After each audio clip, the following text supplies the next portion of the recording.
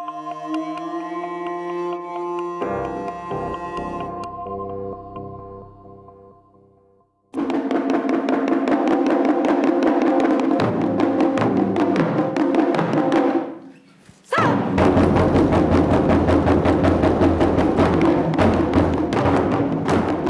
Daiko is a Taiko drumming ensemble using Japanese traditional drums, kind of putting together the traditional rhythms that come to us, but also because of who we are and where we are, these North American rhythms.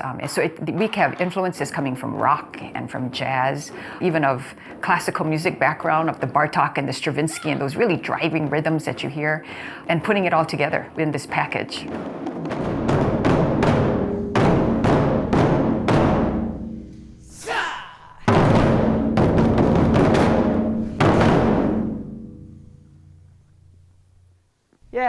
Yeah, I like it like that. So you want to try again? I do. Okay. I attended the University of Hawaii and I received a degree in composition there. Went on to graduate school at the University of Iowa, degrees in composition and in arts administration. Went back to school at the U of M for a degree in music therapy. So I have a pretty checkered past. I've only been the artistic director for a couple of years. I've been playing with Mu Daiko for 15. And I just started as a student and I started as a player. I gradually began to teach more, was able to kind of step up a little bit more to the leadership. And then in these last couple of years, really starting to get this total picture of what it means to guide all of these really talented players into a different place. See, I told you. Composers never can play their piece. Right? Yeah, really. Taiko in general just means big drum in Japanese. And it can refer both to the drums and to the style of drumming. The repertoire of drums that we have in our studio range from our big 3-foot O Daiko.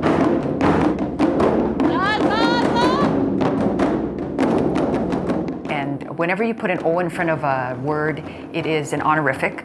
So it's always the largest drum on the floor is with the O in front of it. So the O Daiko is 3 feet.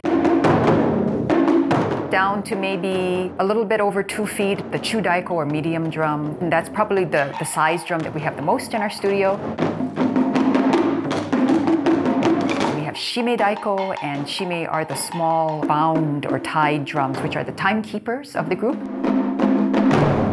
We play the drums with a wide variety of drumsticks we call bachi, and it kind of matches the drums. So it's whatever you need to do to pull the best rounded sound out of the drum.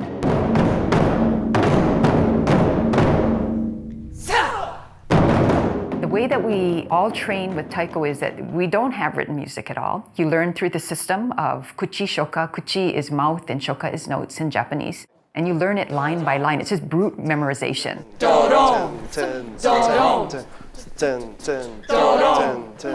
sounds, the kuchi shoka that we make, most of them are related to a specific drum, but it's more size than anything. So whenever we play our big drums down to the medium-sized drums, or any of those barrel-shaped drums, we will tend to use or say like don or doko. So don, doko, don, doko, don, doko. Teke, teke, teke, teke, te, don. It's meant to somewhat mimic the sound, so tensk, tensk, tensk, ten, ten, ten. Doro. Doro. We find that when you say it, the likelihood of your playing it correctly is you just have a higher percentage, higher batting average for that. So we always go through this procedure of saying the kuchi shoka. Doko do don, doko do don, doko do don, and then ha.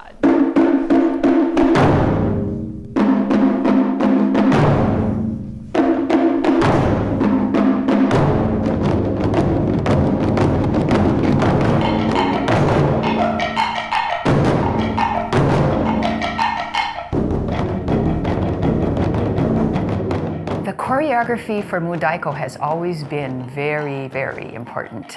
Big, expansive movements so that the movement matches the sound that comes out. That fluidity within form and power is an important aspect of any of the Taiko compositions we do.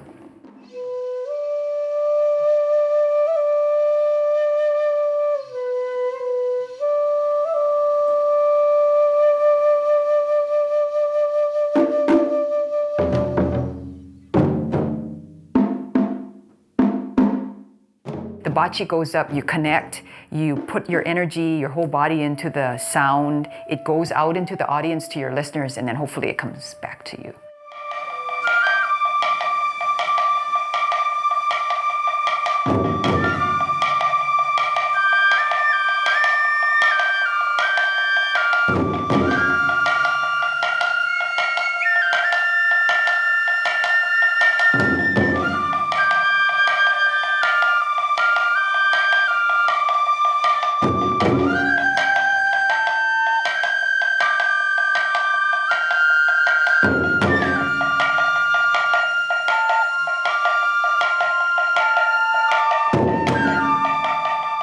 Voyage of the Star started off, I think, because I was getting my usual homesickness for Hawaii. And so that's where I started to think about the Hawaiian chant music, which I just love. That's where some of the melodies come from, which we actually end up playing on Japanese flute. Thousands of years ago, Tahitians traveled up to Hawaii to settle the islands. Using this one star called the Hokulea, they figured out how to navigate just using the stars. And then I started to imagine what that trip was all about.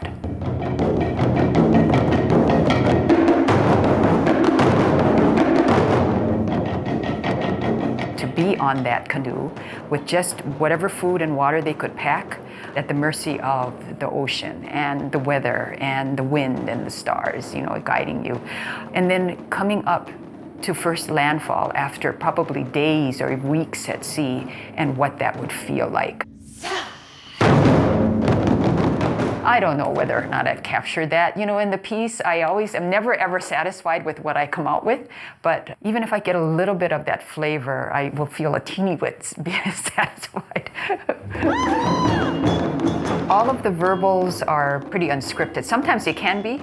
Sometimes people use it for timing, though we don't tend to use it in performance for timing, but we do use it as encouragement. But they're a really important part of Taiko. So if you ever go to a Taiko performance and you don't hear that, something's wrong. Taiko drumming is the best combination of music, of rhythm, of choreography, of movement, excitement, connection with each other, with the audience, with the community. The continuing challenge for me as a performer is to always not be afraid to show what's on the inside. To figure out, well, what does it take for me to get out of my little shell of this body and give everything that I have? And part of it is trying to be really honest and authentic within the moment. And there are some moments, I can count on one hand, where I really feel like I have transcended my own insecurities and myself and just be there, and just really embody the rhythms that are coming out. Well, that was curious. It's a little crazy, but Don't pop!